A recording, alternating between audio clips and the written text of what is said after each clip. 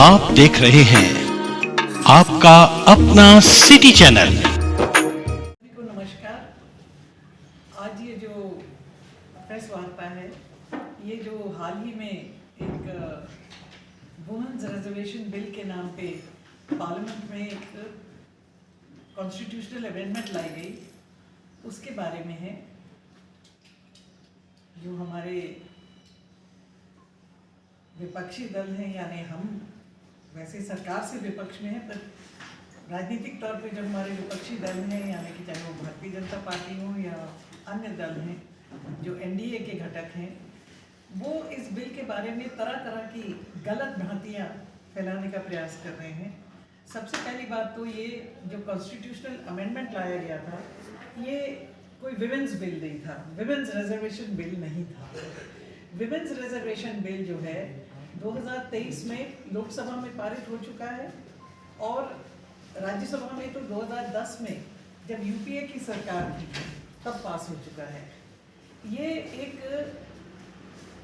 जिसको backdoor entry कहते हैं, बैकडोर एंट्री के जरिए डिलिमिटेशन करने का और भारत का जो ढांचा है, राजनीतिक मैप है, उसको बदलने का प्रयास।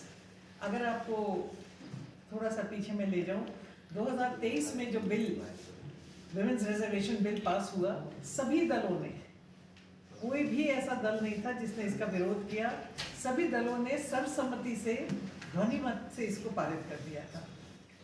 ये जो बिल लाया गया था 2023 में, उसमें ये कहा गया था कि जो महिलाओं को आरक्षण मिलेगा 33%, वो नेक्स्ट जो सेंसस होगा उसके बेसिस पे होगा। अब सेंसस कराना किसका काम है? भारत सरकार का। भारत सरकार ने 2011 के बाद में सेंसस कराया ही नहीं है, यानी आज कौन सा साल चल रहा है? 26। तो अभी तो 21 वाला खत्म होके 31 वाले की तैयारी जो है वो शुरू हो जानी चाहिए थी, लेकिन ऐसा हुआ नहीं। खैर कोई बात नहीं, अगर उनको विदाउट सेंसस भी करना था, ये शर्त कॉन्स्टिट्यूशनल जो अमेंडमेंट लाया गया था 23 में, उसी में रखी गई थी कि पहले जो है वो सेंसस होगा और उस सेंसस के बेसिस पे 15 साल की रोटेशन पे बिल जो है वो रिजर्वेशन देगा, यानी कि जो सीट रिजर्व हो जाएगी वो फिर डी रिजर्व हो जाएगी, 15 साल में वो घूमेगा रोटेशन। अब जो ये बिल लेकर के आए, इसमें इन्होंने क्या ऐड कर दिया कि भारत में जो 543 सीट्स हैं लोकसभा की, उसको 850 कर दिया जाए, और 850 कर दिया जाए ऑन द बेसिस ऑफ 2011 का सेंसस।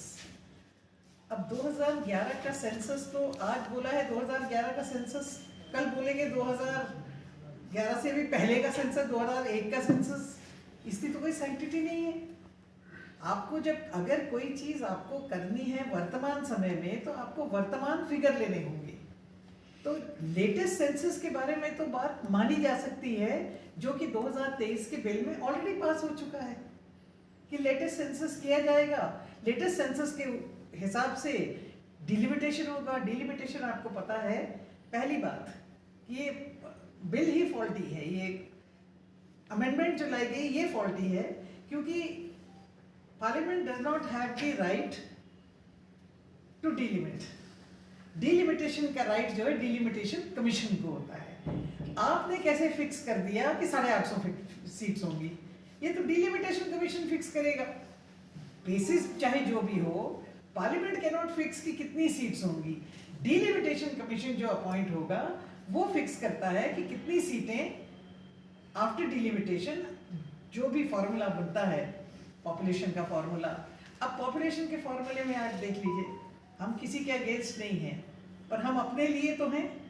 अगर जिस फॉर्मूले की ये बात कर रहे हैं, जिस तरह से ये बात कर रहे हैं कि भाई यूपी की सीटें जो हैं वो 80 से बढ़ा के 140 कर दी जाए, ये आर्बिट्री है, और हिमाचल की सीट जो है 4 से 5 कर दी जाए, तो अल्टीमेटली गैप आप देखिए कितना हो जाएगा।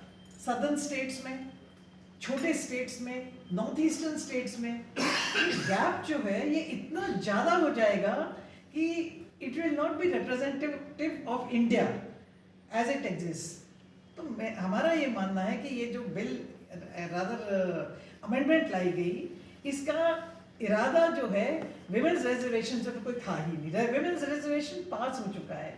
हमारे माननीय नेता प्रतिपक्ष राहुल गांधी जी ने पार्लियामेंट में कहा, पार्लियामेंट के बाहर भी कहा, और हम सब भी कह रहे हैं 2023 का बिल जो है पारित है।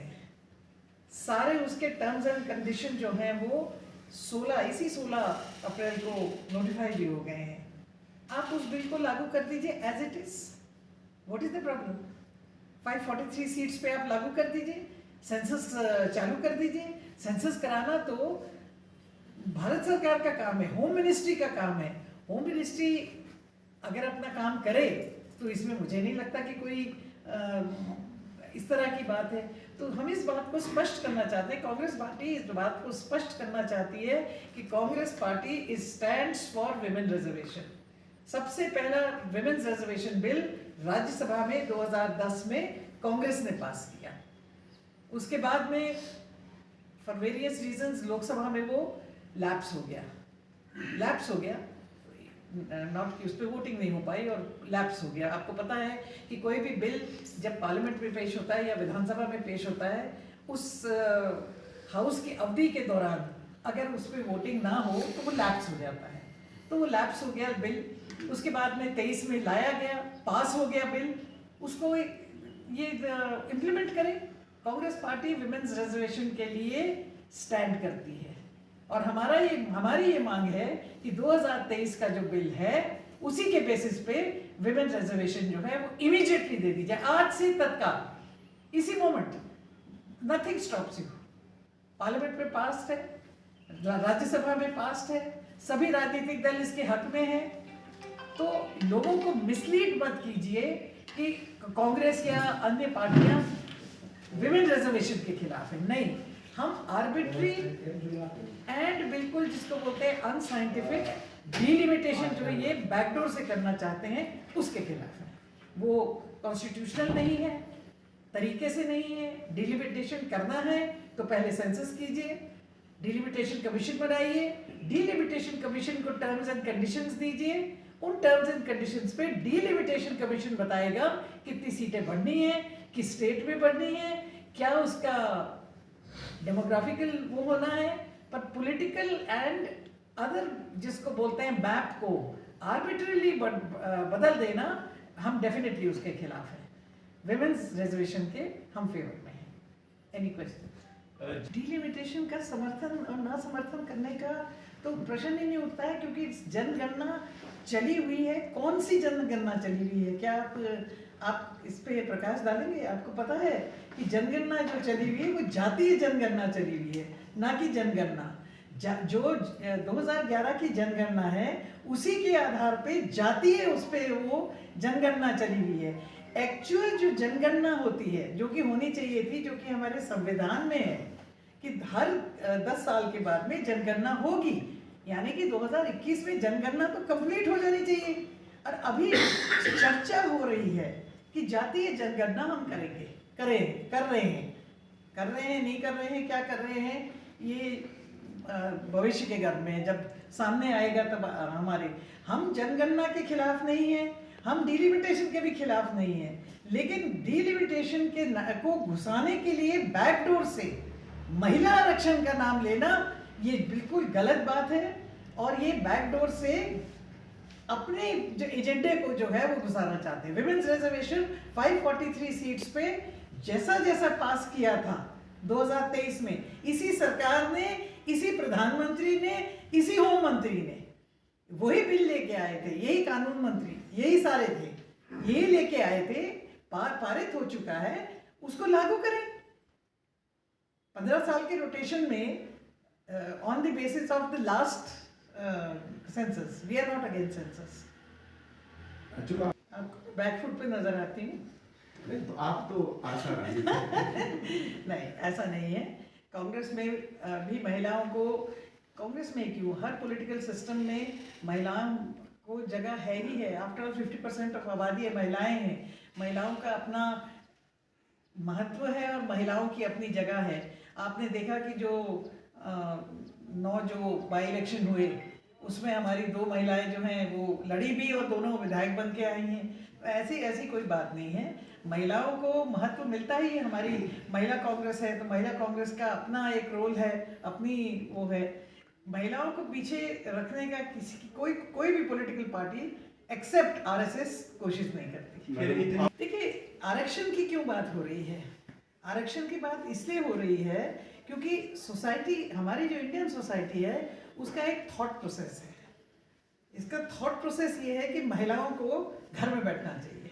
उस थॉट प्रोसेस को बदलने के लिए, क्योंकि अब आप देख रहे हैं कि महिलाएं चांद पे पहुंच रही हैं, हमें बड़ी खुशी होती है। हमने कल देखा कि हमारी चुरा की बेटी जो है वो लेफ्टिनेंट बनी। हमें बड़ी खुशी होती है कि हमारे इधर से बच्चे जो हैं, बच्चियां गोल्ड मेडल जीत करके आ रही हैं। अब कोई फील्ड नहीं है जहां पीछे हैं, मगर एक हमारा डेफिनेटली मेल डोमिनेटेड सोसाइटी रही है इंडिया में। अब हालांकि अगर आप इतिहास में जाएं और पुराने उसमें जाएं तो जो दर्जा शिवजी का है उससे बड़ा दर्जा जो है वो काली माता का है। तो हमारे यहाँ महिलाओं को हमेशा जो है मातृ शक्ति और शक्ति के रूप में देखा गया है। तो ऐसा कुछ नहीं है, सिर्फ एक जिसको बोलते हैं फिक्स्ड कोटा हो जाए और टैलेंट की कमी नहीं है। आप इतनी कर सकते हैं कि आपको इग्नोर किया जा रहा है? मुझे तो बिल्कुल नहीं लगता, और मुझे ऐसा लगता है कि मेरे लायक कोई ओहदा होता तो मैं जरूर ले लेती। मैम, आपने कार्य करने में तो है महिलाएं, कई ना वाइस प्रेसिडेंट में ना जनरल सेक्रेटरी में के कोई भी संगठन जो होता है, कांग्रेस भी एक संगठन है। हमारे भी संगठन में जहाँ पे एक मेन बॉडी होती है उसके साथ में महिला कांग्रेस भी होती है। तो महिला कांग्रेस में महिलाएं वैसे ही अकोमोडेटेड और महिलाओं के साथ ज़्यादा कंफर्टेबल भी फील करती हैं। लेकिन मैं एक बात बता दूं आपको कि कांग्रेस पार्टी ने महिला प्राइम मिनिस्टर दिया, कांग्रेस पार्टी ने हिमाचल प्रदेश में महिला प्रेसिडेंट्स दिए। क्या भारतीय जनता पार्टी ने एक भी दिया? बता दें। तो मैम हमारे खुद ही ना बनना हो, मैं अपने कामों में ज़्यादा व्यस्त हूँ। मैं समझती हूँ कि कांग्रेस पार्टी ने जितना मान सम्मान महिलाओं को दिया है, नहीं तो मैं सोच भी नहीं सकती थी कि हिमाचल प्रदेश जहाँ से 4 MP हैं, 68 कुल विधायक हैं, छोटा सा स्टेट है, हमारी सबसे हाईएस्ट बॉडी होती है CWC से हिमाचल प्रदेश में, आपकी जानकारी के लिए, कभी राजा वीरभद्र सिंह भी जो है मेंबर नहीं बने। अगर CWC में मेंबर बने तो धनीराम शांडिल बने, आशा कुमारी बनी और प्रतिभा सिंह बनी। 3 में से 2 महिलाएं, हाईएस्ट जो डिसीजन मेकिंग बॉडी है। आप जिले की बात कर रहे हैं, अब आप मुझे बताइए कि हाईएस्ट डिसीजन मेकिंग बॉडी में रहने के बाद कौन सी ऐसी जगह है जहाँ पे मैं जो है कोई कुछ एक्सेप्ट करूँ? Thank you.